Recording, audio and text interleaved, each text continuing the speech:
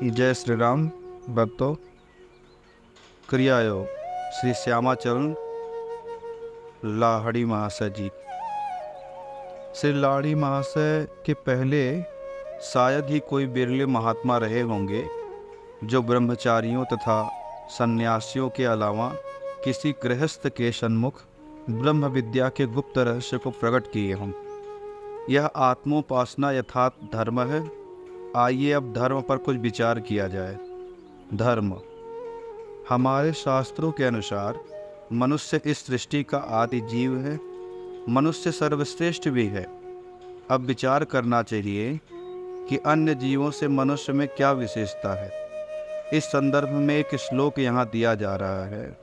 आहार निद्रा भय मैथुनम च समान वेत्ता पशुभि नराणाम धर्मो ही एको अधिको विशेषो धर्म विहीन नर पशु समान। अर्थात आहार निद्रा भय एवं मैथुन सभी जीवों में समान रूप से रहता है। धर्म ही एकमात्र मनुष्य की विशेषता है। यदि मनुष्य इस धर्म का पालन नहीं किया तो वह भी एक पशु ही कहा जाएगा। यह धर्म वास्तव में क्या है?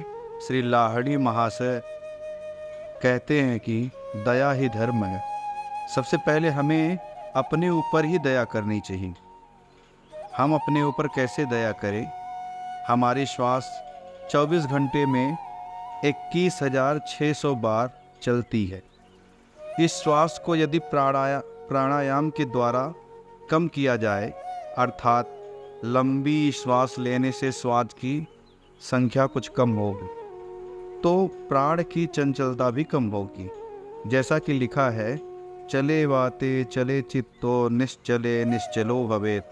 अर्थात वायु के चलने से प्राण चंचल होता है और निश्चल होने से प्राण भी स्थिर होता है। इसलिए अपने शास्त्रों में प्राणायाम का इतना अधिक महत्व दिया गया है। यह प्राणायाम ही प्राण की सेवा है। इससे प्राण स्थिरत्व को प्राप्त होता है। यह प्राणायाम ही महान धर्म है। यथा प्राणायाम महाधर्मो वेदांत कहा गया है। प्राणायाम महाधर्मो वेदानाप्य गोचरो। यह प्राणायाम ही परम धर्म है, क्योंकि प्राण ही सर्वश्रेष्ठ है और उसकी उपासना मोक्षदायी भी है। यदि आप ध्यान दें तो पाएंगे कि हमारे धार्मिक अनुष्ठानों में प्राणायाम की व्यवस्था है। सत्यनारायण की कथा सुनने के पहले पंडित जी कहते हैं कि आप 5 बार श्वास लेकर के छोड़ दीजिए। चूँकि वे प्राणायाम नहीं करते, इसलिए केवल श्वास ही लेने को कहते हैं। शास्त्रों में प्राण की उपासना श्रेष्ठ बतलाते हुए लिखा है, प्राणो ही भगवान निशम प्राणो विष्णु जनार्दनः प्राणो ही धार्यते लोको सर्वम प्राणमयम जगत। कृमि अर्थात एक छोटे से कीड़े से लेकर के देवता तक सब में प्राण है। सभी लोग जब तक प्राण रहता है तभी तक जीवित रहते हैं। प्राण के बिना जीवन संभव ही नहीं। यह प्राण जब चंचल होता है तब मन में कामना वासना का उदय होता है एवं उनकी पूर्ति के लिए इंद्रियों के सहचर्य से मनुष्य के अनेक बुरे कार्यों अर्थात पाप कार्यों में फंस जाता है। इस प्रकार वह अपने को सांसारिक जंजाल में इस तरह फंसा लेता है कि अनेक जन्मों तक नाना योनियों में पड़कर जन्म मरण रोग शोक दुख दारिद्र्य में कष्ट भोगता है। यदि इस प्राण को स्थिर कर लिया जाए तो यह हमारे वास्तविक स्वरूप का ज्ञान करा देता है एवं हमें मोक्ष प्राप्त करा देता है। धर्मशास्त्र में 3 अक्षर है, ध र म। ध का अर्थ है धारण करना। किसी भी चीज को धारण करने की प्रक्रिया को ध कहते। र का अर्थ है प्राण का तेज जो हमारे अंदर विद्यमान है, जिससे हम चलते हैं, खाते हैं, पीते हैं। मैं का अर्थ है बिंदु अर्थात मकार अर्थात शिव आत्मा जो हमारे दोनों नेत्रों के मध्य में स्थित है। अर्थात प्राण को प्राणायाम द्वारा आज्ञा चक्र में ले जाकर के बिंदु में स्थिर करना इस अवस्था में प्राण पूर्ण रूप से स्थिर होकर के अपने स्वरूप में आ जाता है। सारांश यह हुआ कि स्वरूप का ज्ञान ही धर्म है, यही भक्ति है। आदि शंकराचार्य जी ने भक्ति की परिभाषा में लिखा है, स्वरूपास्थानम भक्ति दित्य विपोपते। अपने स्वरूप में स्थिर होना भक्ति है। ये सभी उपलब्धियों तभी हो सकती हैं जब आप प्राणायाम में परिचित होंगे। स्वरूप का ज्ञान होने के पश्चात व्यक्ति कोई नीति विरुद्ध कार्य नहीं कर पाएगा, वही सच्चा धार्मिक भी होगा। आजकल प्रायः सभी धर्म बाहर आडंबरों से युक्त हो गए हैं। यही कारण है कि लोग धर्म भी करते हैं और अशांत भी रहते हैं। उन्हें धर्म का वास्तविक स्वरूप ज्ञात नहीं है। कुछ लोग सतचंडी का पाठ कराते तो कोई रामायण का अखंड पाठ करवाते। इन सब में केवल बाह्य आडंबर ही है। भगवान का नाम तो आपको स्वयं लेना चाहिए। भाड़े के लोगों के द्वारा हल्ला कराने से भगवान प्रसन्न नहीं होते। साथ ही साथ यह अधिक कष्ट साध्य भी है। यदि कहीं रामायण का 24 घंटे का पाठ हो रहा हो तो वहाँ आप जाकर के देखेंगे कि आप पाएंगे कि गृह स्वामी स्वयं अन्य कार्यों में व्यस्त हैं और दूसरे लोग पाठ कर रहे हैं।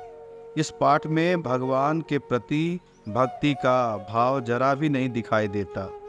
लोग जल्दी जल्दी दोहा और चौपाई के शब्दों का मात्र उच्चारण करते हैं तथा स्वर लय आदि से को ठीक करने में ही व्यस्त रहते हैं। इस पाठ के अंतिम भाग में तो इतना थक जाते हैं कि किसी प्रकार से जल्द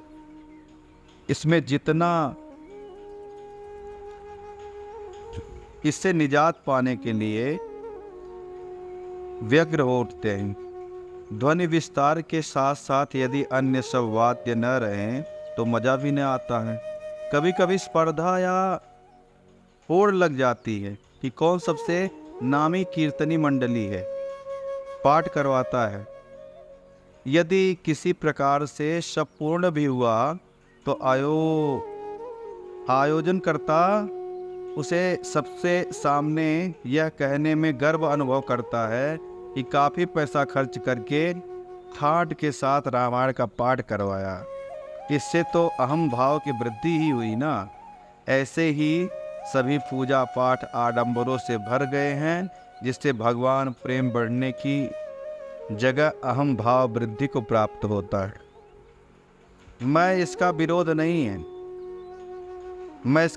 नहीं हूँ, परंतु मेरा यह मत है कि रामायण या अन्य जो भी पाठ आप करें उसे स्वयं करें और थोड़ा थोड़ा करके प्रतिदिन करिए। भक्ति पूर्वक ही करना उचित है। 24 घंटे का उबाऊ और आडंबर युक्त पाठ न करें, क्योंकि वह धर्म का उपहास करने जैसा लगता है। पाठ तो भक्ति पूर्वक ही होना चाहिए। यदि अहम भाव बढ़ा तब तो पैसा और समय दोनों व्यर्थ हो गए। दूसरों को दिखाने के लिए या पड़ोसी की स्पर्धा के लिए उससे बढ़ चढ़ करके करने का विचार न करें, अन्यथा लाभ कुछ भी नहीं होगा। हमारे शास्त्रों में ऋषियों ने अपनी साधन पद्धति, अपनी अनुभूतियाँ तथा तप संबंधित यम नियम, आहार विचार का सुंदर ढंग से समन्वय किया है। इस सभी साधनों के मूल में योग है। योग के द्वारा ही यथार्थ धर्म संभव है, क्योंकि आप जिस धार्मिक पुस्तक को पढ़ते हैं उसका अर्थ आप यदि न समझ सके या उन अनुभूतियों को स्वयं न पावें तो आपकी श्रद्धा संदेह से युक्त हो जाती है। आपका विश्वास भी क्षणिक होगा। योग के द्वारा आप शास्त्रों को समझ पाएंगे, परंतु आजकल योग के विषय में लोगों के अंदर अनेक भ्रांतियां हैं। लोग इससे भय पाते हैं। कुछ लोग योग व्यायाम के कुछ आसनों को ही योग मान लेते हैं, या कुछ लोग साधु तथा सन्यासी होकर के गृह त्याग के बाद ही योग किया जा सकता है, ऐसा विचारधारा रखते हैं। वे सोचते हैं कि गृहस्थ में रह कर के यह योग करना अत्यंत कठिन है तथा उचित भी नहीं है। यह उनकी भूल धारणा है। योग तो मन और प्राण को स्थिर करने की एक पद्धति है। हम गृहस्थी के सभी कार्यों को करते हुए इसे आसानी से कर सकते हैं। मूर्तियों की पूजा प्राचीन काल में नहीं, हमारे धर्म में जितनी मूर्तियां हैं वे सब रूपक हैं, या जो ध्यान में देखी जाती हैं उनका स्थूल रूप है। जैसे शिवलिंग की पूजा होती है, ठीक उसी प्रकार शिवलिंग जैसा आप मंदिर में देखते हैं आपके अपने ही शरीर में मूलाधार में स्थित है। मूलाधार में ये स्थित है। यदि आप योग द्वारा मन को स्थित करके मूलाधार में संयम करें तो उज्जवल वर्ण के शिवलिंग का दर्शन होता होगा। बाहर मंदिरों में उसी का प्रतिरूप बनाया गया। इस पत्थर की प्रतिमा का पूजन करने से अच्छा है अपने भीतर प्राणवंत शिव की पूजा करें। ये मूर्तियाँ केवल धर्म की ओर आकर्षित करने के लिए ही बनी हैं। सीढ़ियाँ हैं, यहीं से शुरू की जाती हैं। इसी प्रकार माँ काली की प्रतिमा में निकली हुई जीभ खेचरी मुद्रा की प्रतीक है। मुंडमाला 10 महाविद्या अर्थात 10 इंद्रियों का प्रतीक है, इत्यादि। ये रूप तो गुरु लोग शिष्यों को योग की नाना प्रकार की अनुभूतियों तथा रहस्यों की समझाने की सुविधा से नक्शे की तरह बनाए थे। कालांतर में वास्तविक साधना पद्धति को भूल करके उसे मूर्ति का स्वरूप देकर के लोग पूजने लगे। इसमें इस प्रकार से बताया गया है कि जब हम धर्म की तरफ अग्रसर होते हैं तो पूजा पाठ, मूर्ति पूजा, ये सारी चीज़ें एक लेवल की सीढ़ियाँ। जब इसे हम पार कर लेते हैं और योगाभ्यास करते हैं, ध्यान धारणाएं करते हैं, तब ये हमें अनुभूति होती है कि जो हमें बाहर जितनी भी मूर्तियाँ दिख रही हैं वो सब हमारे अंदर प्रतिष्ठित है, हमारे अंदर प्रत्यक्ष हैं। बाहर तो मूर्ति दिख रही है, अंदर आपके प्रत्यक्ष वो देवता दिखाई देंगे। जब आप अंदर की अनुभूति करेंगे तब। कृपया चैनल को सब्सक्राइब करें।